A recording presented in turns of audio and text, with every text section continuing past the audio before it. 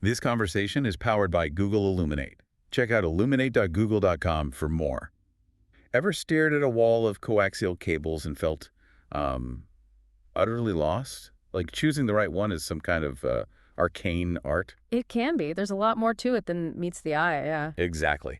Today's discussion tackles that head-on, thanks to this great article. We're talking about getting your signal where it needs to go cleanly and efficiently. So let's untangle this mess, shall we? The article starts by laying out the basics, right? RG58, RG8X, RG8U.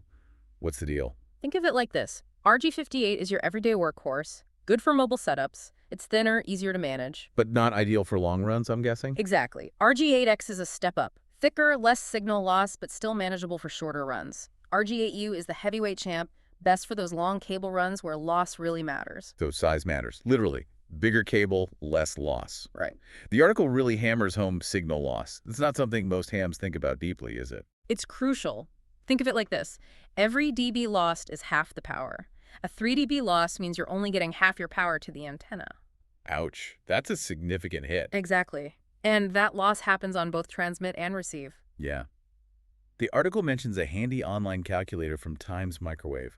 Is that a game changer? Absolutely. It lets you plug in cable length, type, and frequency, and it spits out the loss. It's a great way to compare options. So you can see exactly how much power you're losing with different setups. That's incredibly useful. Wow. The article also talks about the dielectric material. What's the big deal there? The dielectric is the insulator inside the cable. Different materials have different loss characteristics.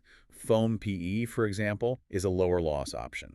So even within the same cable size, you can have variations in performance. Precisely. And frequency plays a huge role, too. Higher frequencies mean more loss.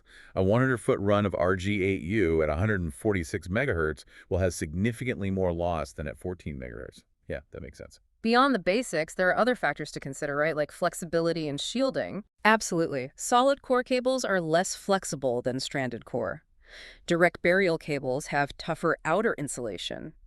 And shielding varies widely. Some cables offer much better protection from interference. So it's not just about loss, it's about the whole package. I see. So any final tips for choosing the right cable? Buy quality cable from a reputable supplier. Always check the specifications for the exact cable you're buying.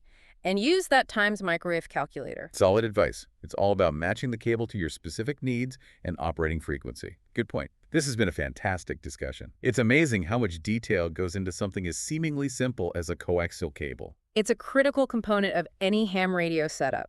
Understanding the nuances can make a real difference in your signal quality. That was a great discussion. Thanks for sharing your expertise. My Pleasure. Yeah.